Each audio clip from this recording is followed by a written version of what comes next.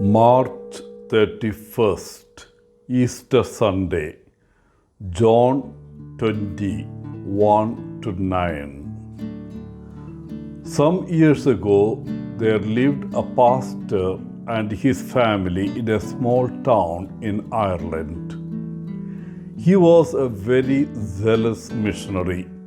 Every Sunday after the services, he and his son would go around the town visiting homes and inviting people for services the following Sunday. Before leaving the house, they would give a brochure titled "God Loves You." It contained a quotation from the first letter of St. Peter, chapter 5, verse 7.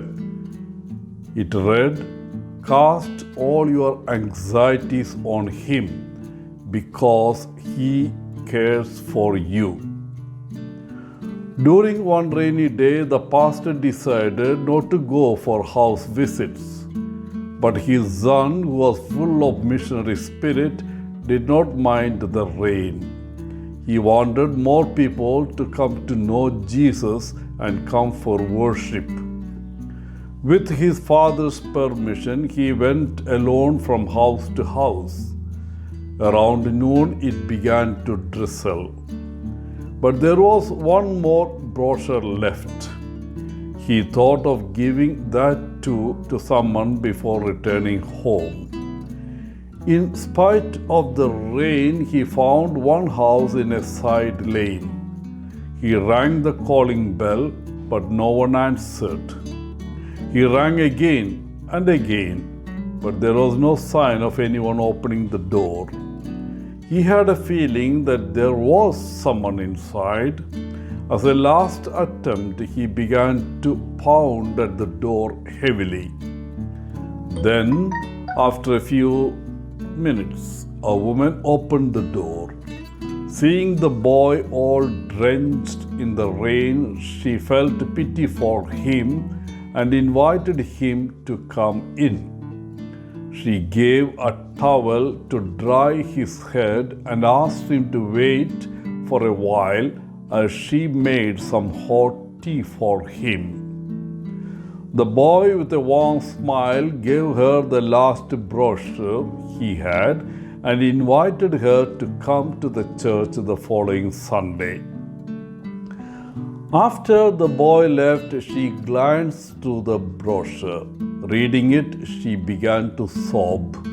The words in the brochure, "Cast all your anxieties on Him because He cares for you," touched her deeply. The following Sunday, she went to the church. At the end of the services, as was the norm, the pastor called upon the members of the congregation to share a good news experienced by anyone the previous week. The lady who got the last brochure came forward. She said, "My greatest blessing of last week is that I am alive today.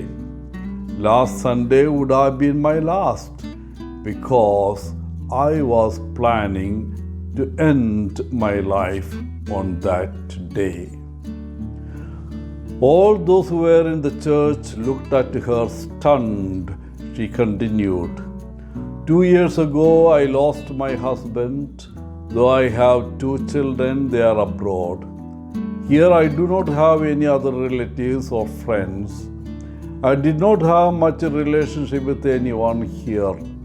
So no one came to my house to console me or visit me after my husband's death. I know that it was my own mistake not to make friendship with anyone. I felt a great emptiness in my life. I thought to myself, why should I live like this? No one cares about me. Even my children are not bothered. The thought to end my life became very strong as days passed. So, last Sunday, I thought of hanging myself. I tied a rope on the fan, got into a chair, and was about to put the noose on my head and then I heard the calling bell. I did not want to attend it, but again and again it rang repeatedly. I thought whoever was at the door would go away if I did not move. But again, when I heard the knock on the door, I could not ignore it anymore, and I opened the door. At the door, I saw this youngster standing at the door patiently, drenched in the rain and with a brochure in his hand. Seeing his innocent face and his persistence, I invited him to come in and offered him a cup of hot tea.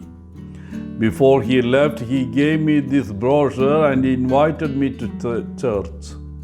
When I read the brochure, God loves you, and that He cares for me, I could not get myself to do what I had intended. The faith I lost came back to me strongly at that instant.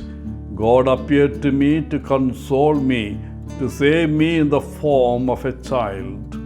And now I stand here with a resolution that I will never again think of ending my life, because now I know my God loves me. All those who were in the church thank God for this great miracle that happened in the life of this woman. They also thanked the boy who was full of zeal for God and became an instrument of God's love. Dear friends, Easter is a feast of hope. There is nothing in this world that can put off the light of faith. God's love is so wonderful that we cannot measure it or fathom it. Jesus suffered, died, and rose again so that we all may have life. Let the resurrection of Christ never let us feel hopeless, or no matter what sufferings we may go through in this life. With St. Peter, let us also say, now we are witnesses to his resurrection. Wishing you a happy feast of Easter, Father Paul, CSSR from Kerala.